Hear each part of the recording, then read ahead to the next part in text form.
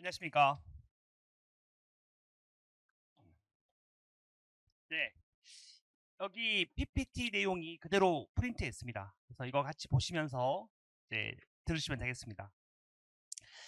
저는 이제 기저귀 국어 강한상입니다.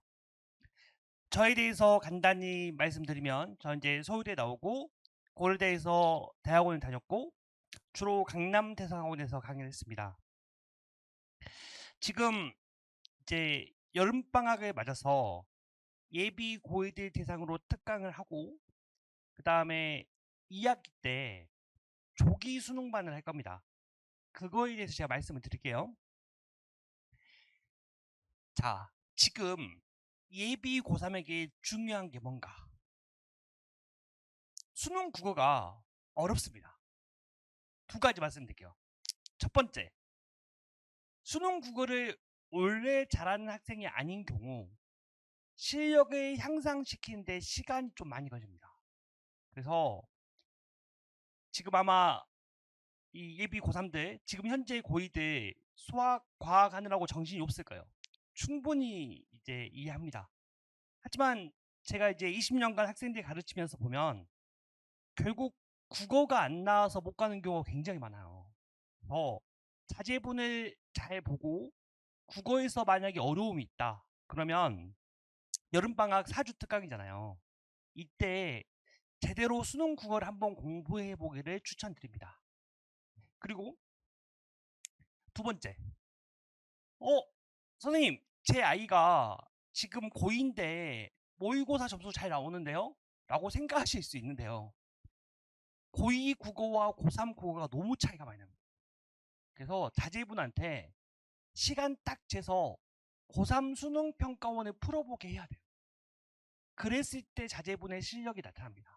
자, 그래서 지금 뭐가 중요하냐?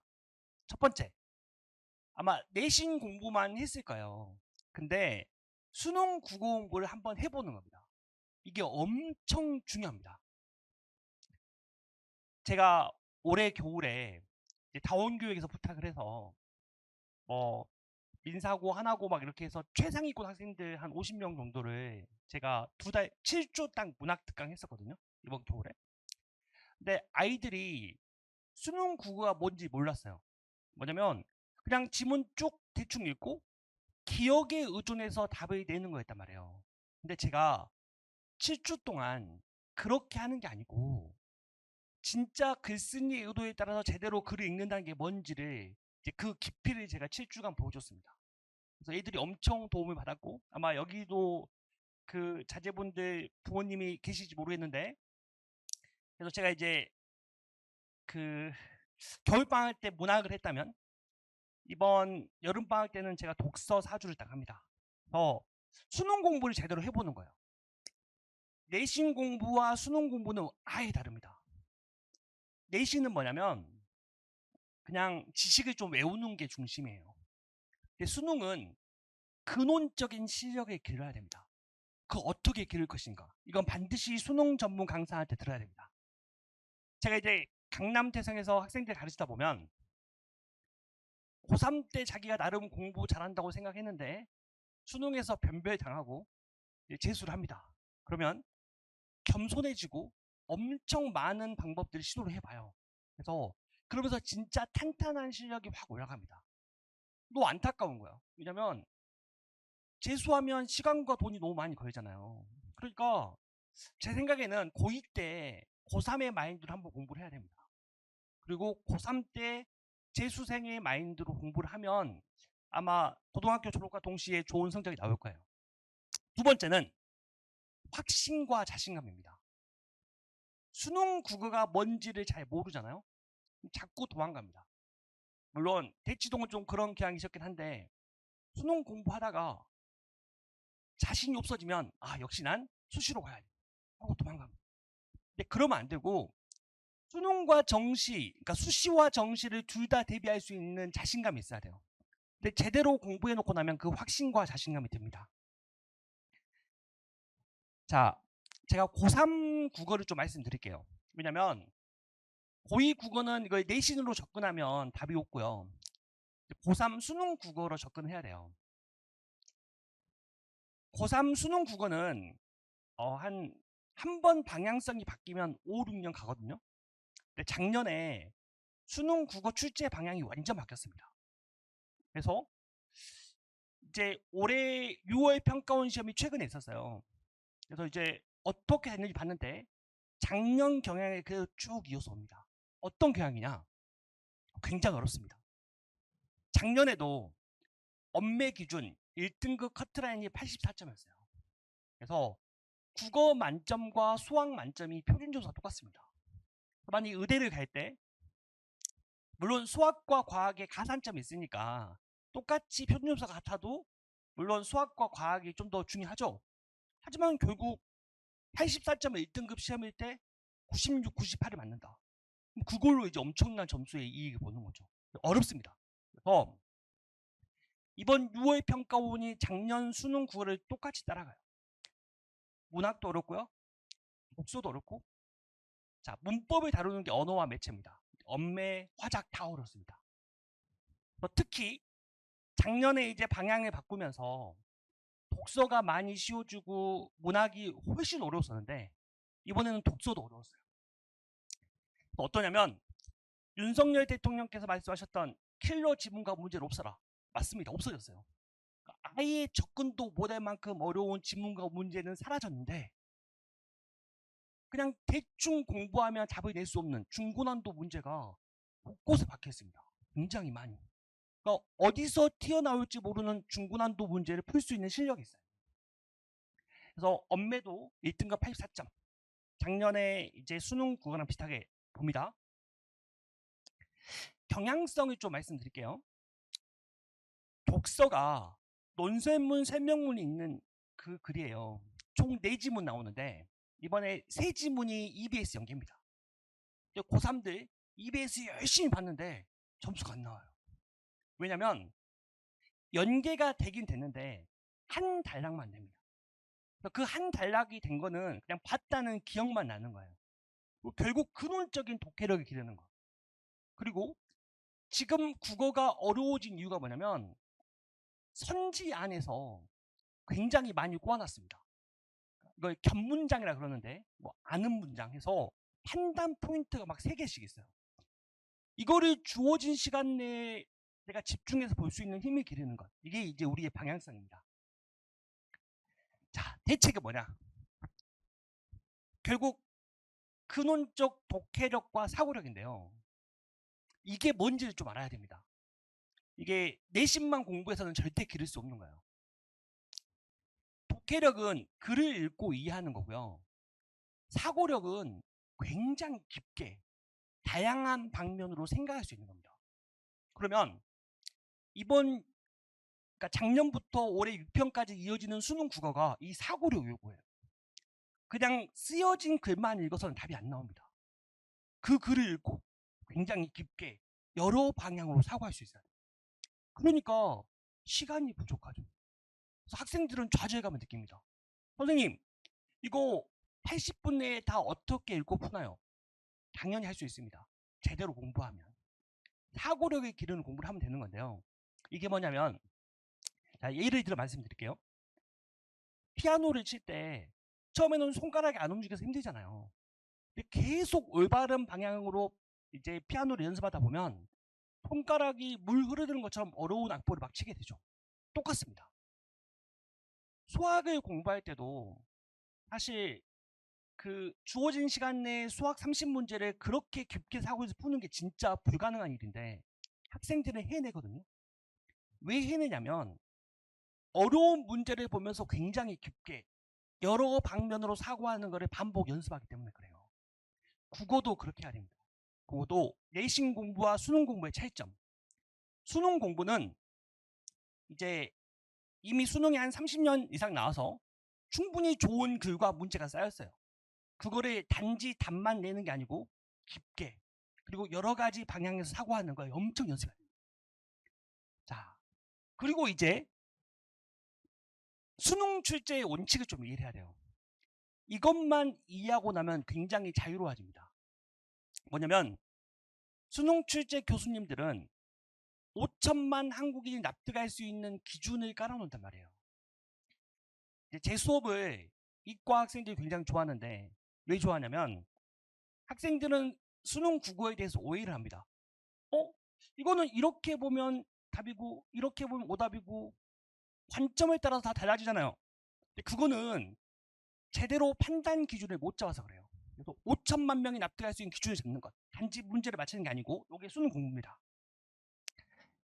자, 그래서 저는 어떻게 연습시키냐? 학생들 이제 문제를 풀려보면 객관식 문제의 함정. 자기가 풀었는데 맞으면 좋아합니다. 틀리면 바로 해답을 봅니다. 그리고 해설을 읽습니다. 그리고 다음에 맞아야지 결심하고 끝납니다. 자, 부모님들 결심하면 다음에 맞나요? 절대 아니죠. 객관식을 갖고 그렇게 맞히고 틀고에 집중하면 안 되고요. 제가 이렇게 다 만들었습니다. 수능 지문이 있으면 한 단락을 읽고 제대로 독해했을 때만 답을 낼 수 있는 단답형을 다 만들었어요. 그래서 이거에 대해서 사고해보게 만드는 겁니다.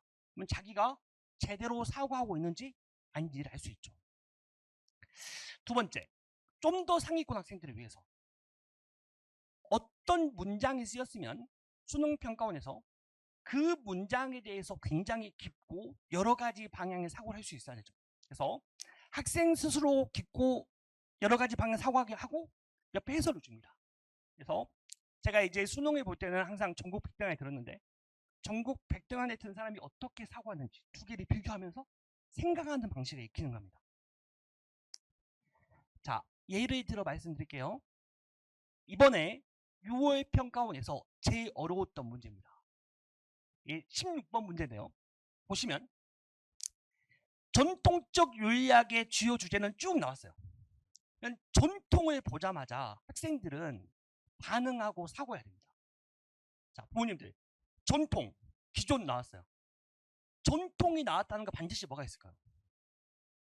새로운 게 있는 거죠. 이걸 사고해야 됩니다. 그냥 글자만 읽은 애들은 여기를 읽고 나서도 남는 게 하나도 없습니다. 자, 전통, 기존 이게 나오면 반드시 전통과 기존의 약점과 한계가 등장합니다. 그걸 지문 읽으면서 읽을 수 있어야 됩니다. 그리고 전통이 나오면 그것의 반대, 새로운 게 무엇인지, 그리고 어떤 점에서 그게 차이가 있는지를 독해할 수 있어야 됩니다. 그게 안 되면 아무리 국어 공부를 해도 운에 따라서 점수가 나오게 됩니다. 이걸 이제 집중 연습하는 거 학생들한테 제가 더 자세하게 알려줄 겁니다. 자, 문학을 볼게요. 문학이 작년에는 진짜 어려웠고요. 올해 6월 평가원은 EBS 연계가 많이 됐어요. 그래서 작년보다는 학생들이 좀 쉬웠습니다. 근데 제가 단언할 수 있어요. 이제 자제분들은 올해 수능은 아니고 내년 수능인데 올해 수능의 경향성을 봐야지 내년에 지침이 됩니다. 근데 제가 단언할 수 있습니다. 올해 수능은 문학이 훨씬 더 어려울 겁니다. 왜냐면 그냥 EBS가 많이 나와서 학생들이 안 읽고도 풀었어요. 그래서 시간을 아낀 것 뿐이지 굉장히 어려운 포인트들을 많이 물었어요. 그리고 EBS 아닌 부분을 만약에 내면서 물으면 문학이 엄청 어려울 겁니다. 이런 포인트들 뭐 자세한 거 제가 말씀드리기 좀 그렇고 그래서 많은 포인트들이 있습니다.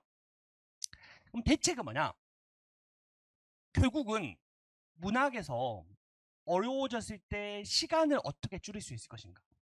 그리고 정확도를 어떻게 높일 수 있을 것인가? 그러면 지금 예비 고2들은 예비 고3들은 안 봐도 뻔합니다. 그냥 아무 생각 없이 글을 읽고 기억에 의존해서 풉니다. 절대 그러면 안 됩니다. 현대시를 어떻게 읽을 것인가? 정확한 원칙이 있어야 됩니다. 현대소설을 어떻게 읽을 것인가? 이 갈래별 원칙이 있어야 되고요. 특히 중요한 거. 보기와 지문을 보기와 지문을 연결하는 방식이 확실하게 몸에 배어 있어야 됩니다. 좀 이따 설명드릴게요. 선지도 굉장히 여러 개를 꼬아놨습니다. 이것도 연습을 해야 됩니다. 이게 수능 공부입니다. 자, 보시면 이번 6평에서 엄청 어려웠던 거 하나 말씀드릴게요. 이게 34번 현대시 문제인데 제가 대학원에서 현대시 전공했는데 저도 처음 본 현대시가 나왔어요. 그럼 이렇게 낯선 현대시를 어떻게 읽을 것인가? 보기가 주어집니다. 자, 여기 한번 간단하게 보실게요. 자신과 세계 인식의 중고였던 절대자와의 관계. 이게 무슨 말이냐? 말이 일단 어렵죠. 자제분들은 더 어렵습니다. 뭔 말인지 모릅니다. 근데 이거를 자기 용어로 바꿀 수 있어야 됩니다. 자기 자신과 세상을 알게 되는 기준이었던 절대자. 즉 하느님을 기준으로, 신을 기준으로 세상을 바라봤던 거죠. 그랬었는데 이게 과거입니다. 이렇게 시간의 축을 세워야 됩니다. 그 다음 자신이 경험한 사실에 기초하여 존재를 인식하겠다. 이게 현재죠. 그러면 인식의 기준이 바뀐 겁니다. 이거를 글자만 읽으면 절대 못 봅니다. 저한테 수업을 들었던 학생들은 이 문제를 한 3초 정도에 풀 수 있어요. 이거를 연습했으니까. 근데 연습하지 않은 학생들은 이게 무슨 말이지? 독해를 못합니다. 이게 무슨 말이냐면 이런 겁니다. 제가 천주교 신자인데 이제 대학 다닐 때 가톨릭 기도 모임이 있었습니다. 뭐냐면 그냥 아침 7시 40분에 모여서 그냥 기도하는 모임이에요. 그래서 예전에는 제가 모든 게 다 신의 뜻대로 생각하고 살았는데 어느 날 회의가 되는 겁니다. 과연 내가 생각하고 있는 모든 게 과연 내가 만든 건지 아니면 주어진 건지 이게 의심이 드는 거죠. 그래서 여기 나온 것처럼 자신이 경험한 사실에 기초한다. 그동안 들었던 거 배웠던 걸 다 버리고 내가 스스로 한번 원칙을 세워보는 겁니다. 예를 들면 저 같은 경우는 길에 쓰레기를 버리지 말라는 건 진짜 내 생각인지 아니면 내가 들은 건지 궁금했거든요. 그래서 다 쓰레기를 버려봤습니다. 그랬더니 쓰레기를 버리는 게 저한테 굉장히 불편한 일이에요. 그래서 과거의 어떤 인식의 기준이었던 절대자가 아닌 내가 경험한 걸 바탕으로 사고하는 것. 이렇게 되면 이 3번 선지가 바로 나옵니다. 이걸 잡아낼 수 있는 거.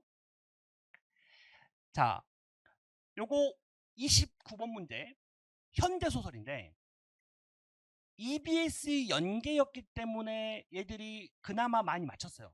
근데 올해 만약에 수능에서 EBS 연계가 아니면서 이거 이렇게 된다. 진짜 어려울 겁니다. 뭐가 어렵냐면 밑줄 그어진 부분과 판단의 근거 부분이 다릅니다. 그래서 그냥 밑줄만 보면은 이게 뭘 묻는 건지 알 수가 없어요. 그래서 이 밑줄을 보고 근거가 어디 있는지 찾을 수 있어야 되고 출제자의 의도를 생각할 수 있어야 됩니다. 굉장히 깊이 있게 됩니다. 그래서 제가 이제 올해 문학이 어려울 거라고 얘기하는 거죠. 자, 엄매 말씀드릴게요. 아마 이제 자제분들 언어와 매체를 선택할지 화법과 작문을 선택할지 고민되실 거예요. 그런데 일단은 엄매를 먼저 선택하는 게 맞습니다. 엄매를 한번 공부해 봐야 돼요. 엄매가 뭐냐면 11문제 중에서 문법이 5문제 나옵니다. 또 공부량이 굉장히 많습니다. 근데 이거는 한번 공부해 놓으면 시간이 줄일 수 있습니다. 공부만 제대로 하면 시간을 확 줄일 수 있고 그 다음에 표준 점수가 높습니다. 따라서 상위권을 노리는 학생들은 언어와 매체를 먼저 해야 되고 자제분들이 이게 될지 안 될지 모르잖아요. 한번 해보는 게 좋습니다. 그래서 제가 여름방학 4주 동안 언어와 매체 특강을 하니까 4주만 한번 딱 공부해보면 이제 어떻게 할지 알 수 있습니다. 그래서 보면은 여러 개념을 섞어서 질문하는데 굉장히 어렵게 나옵니다. 그래서 37번 같은 경우 보면 제가 6월 평가원 보기 바로 직전에 언어와 매체 특강을 했거든요. 근데 그게 그대로 나왔습니다. 근데 학생들이 엄청 어려웠던 문제예요. 공부만 제대로 했으면 3초에 풀 수 있는 것. 근데 아니면 시간이 오래 걸리고 힘든 거죠. 그래서 한번 공부해 보시기 추천드리고요. 화법과 작문은 사실 특별하게 공부 안 하셔도 됩니다. 그러니까 독서를 공부할 때 그 방식을 가지고 공부하면 되고 화작의 어떤 몇 개의 특징과 유형이 있어요. 그것만 잘 보시면 됩니다. 이번에 45번을 보면 굉장히 어려웠습니다. 어떻게 어려웠냐? 이게 완전히 독서 문제예요. 예를 들면 4문단에서 질문이 나왔는데 그 답의 근거가 2문단, 3문단에 있습니다. 그러니까 눈앞에 보인 것만 가지고는 답이 안 나와요. 연결할 수 있어야 됩니다. 또 화작도 어려운 독서처럼 나왔다. 이거 이제 준비할 수 있어야 되고요. 자, 강의 일정 말씀드리겠습니다. 여름방학은 딱 4주에 끝냅니다. 그래서 그 문법, 언어와 매체가 화요일 오후, 그 다음에 자제분들이 고전 시와 고전 소설 약할 거예요. 그 학생들은 수요일 오후에 고전 문학 특강. 그 다음에 독서를 이제 4주에 끝내고 싶다. 그때는 수요일 오전과 일요일 저녁 있습니다. 그리고 여름방학 끝나고 나서는 진짜 제대로 2학년 때 수능을 공부하고 싶다. 그때 조기 수능반 11주 강의했습니다. 그래서 수요일 저녁, 일요일 저녁 이렇게 이어집니다. 맨 마지막에 보면 제 거 핸드폰 번호가 있습니다. 질문이나 이제 상담하실 거 있으시면 저한테 연락 주시면 됩니다. 감사합니다.